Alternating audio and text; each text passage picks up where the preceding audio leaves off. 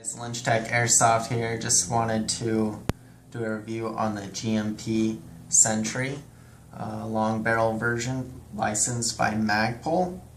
So this is my first time buying an expensive gun. $400 is around the price I paid, because usually I go out and buy a cheap gun and upgrade the crap out of it. So went out on a limb and decided to see what a $400 gun gives you from the manufacturer.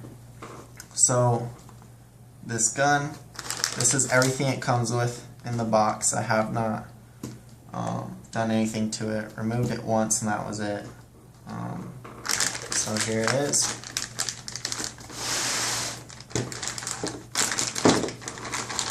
So first thing is rail covers. Comes with 3 of them. They're alright. No way to tell if they're the really expensive kind. They feel kind of cheap. But it only comes with 3 of them. And there's supposed to be what looks like 4. It's kind of weird. And then this is the butt plate for the Voltor stock. See that? Just easily goes on and off. And then this is the very familiar GMP grip, which is cool. I guess it has a little compartment down here.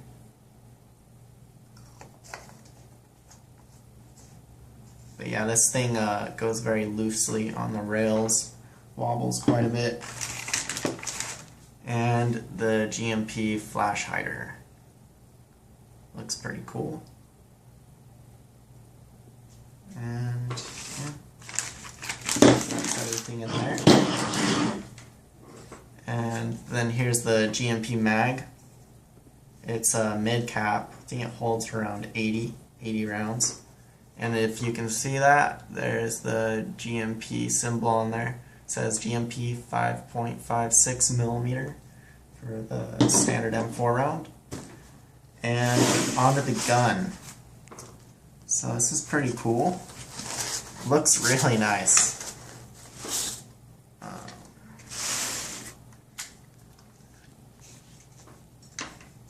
I like the grip. Feels good. Very lightweight for M4. Has the numbers on the buffer tube. There is absolutely no wobble in the stock. That's pretty amazing. Let's see how that cover goes on. Ooh, and it's wired to Dean's. It's pretty cool.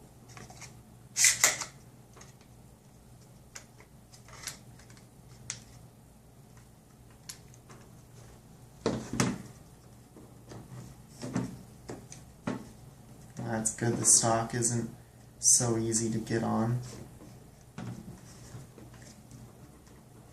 Means it won't be so hard to get off. Yeah, let's look at the other stuff. So first thing I notice is this. Love those quick detaches that can actually go on either side and up here as well. That's a pretty cool feature. Don't know how durable that is because I've never used one, but. And then here's the flip up sights.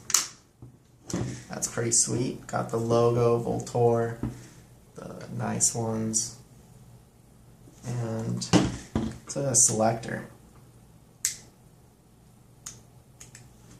So it sounds like it clicks a bit, but really it's really not all that. And Echo 1 feels a lot better when it comes to the selector. Maybe they made it quiet for tactical purposes, I don't really know. But yeah, it's pretty cool. And I also noticed the wobble in the rail. It's kind of interesting. That's quite a bit. And it's only held on because of these pieces of metal right here. The way the rail's made. And, I mean, flash hider is crooked, but it is the orange one that's meant to be taken off anyways. So, other than that,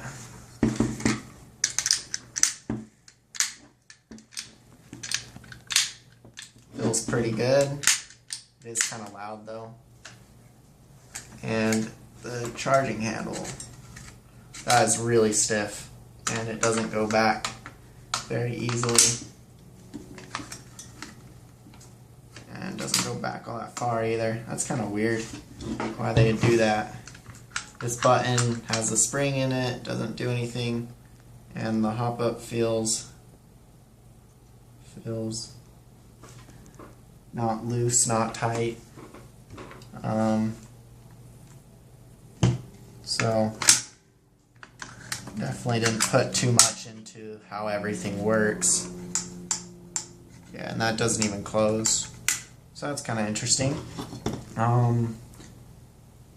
So we're going to do a shooting test and go over its mag and feeding and rate of fire. Alright, so going to do a shooting test using Matrix 0.2 gram BBs and Turnkey 7.4 1400 mA volt LiPo, and we'll also be doing an 11.1 LiPo test as well. So out of the box, let's see what this shoots.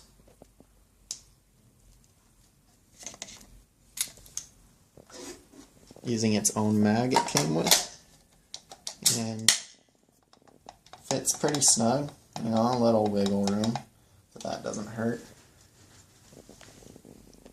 This is where that crooked tip really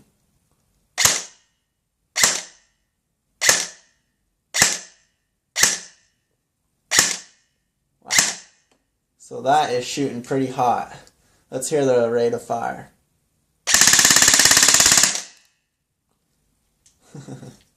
That's cool. Alright, now for the 11.1.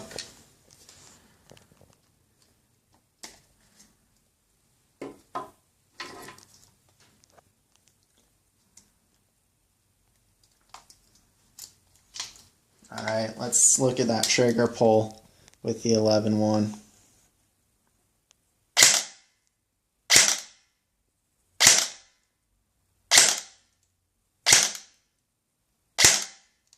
It's pretty good. Feels nice. And now, rate of fire. So it jumped up quite a bit. It's pretty good. Let's try a mag brand mid-cap. It looks like the mag jammed actually a bit. So, yeah. I'll have to fix that. So let's try the mag brand and see how that kind of fits. Alright. That has a very loud. So that's shooting pretty hot out of the box. So my overall impression of this gun is not too high. FPS, rate of fire, that's pretty good. But as a tech, I highly recommend just buying a cheaper gun and putting that money towards upgrades. Now, to be in all honesty, I actually only bought this gun for the receiver because it ended up being cheaper that way. So I'm gonna have to work for doing everything on it, which is fine. But if I were to buy this for the gun, I would be a little disappointed because I have to do the work anyways, as far as this wiggling and everything. And as far as accuracy, it doesn't shoot very far. It shoots probably around 50 feet and drops down to the right. And that's literally like 60 feet's probably its max range. So that's it. GMP Sentry.